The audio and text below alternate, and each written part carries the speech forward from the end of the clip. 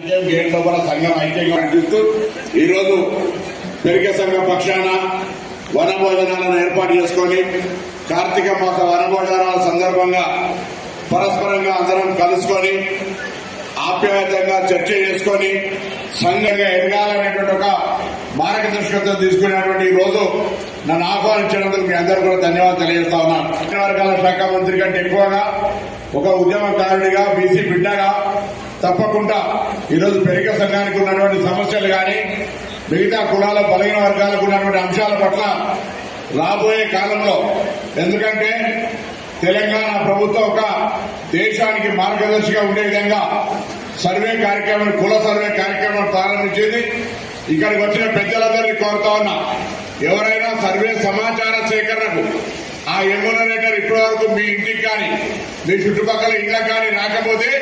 దయచేసి ఆయనను పిలుచుకొని మీ సమాచారాన్ని మీ కుల సంఘం పెరిగే సంఘానికి సంబంధించి యావత్ రాష్ట్రంలో ఉన్న వాళ్ళందరూ కూడా తప్పకుండా నమోదు చేయించుకోవాలని సందర్భంగా కోరుతా ఉన్నాం. అదేవిధంగా ఈ యొక్క కుల సర్వేను వ్యతిరేకించే కొంతమంది కొన్ని వ్యక్తులు కొన్ని పార్టీలు ఉన్నప్పటికీ కూడా ఇది రేపు పొద్దున బలహీన వర్గాలకు సంబంధించి ఒక దిక్సూచిగా మారబోతా ఉంది. కాబట్టి అందులో పెరిక కులం కూడా ఒక అభివృద్ధి దిశగా అది ఎంబీసీ కావచ్చు తదితర విషయాల్లో ఏ విధంగా లాభం చేకూరాలో ఒక మార్గదర్శకత్వంగా మీ అందరితో సంప్రదించి ఒక డైరెక్షన్ తీసుకుందామనే మాట కూడా ఈ సందర్భంగా మనం చెప్తా ఉన్నాం. అదేవిధంగా తప్పకుండా ఇప్పటికే వీరన్న గారు కాంగ్రెస్ పార్టీలో మరి మా విభాగానికి అధ్యక్షుడిగా చేయడం, ప్రభుత్వం రాగానే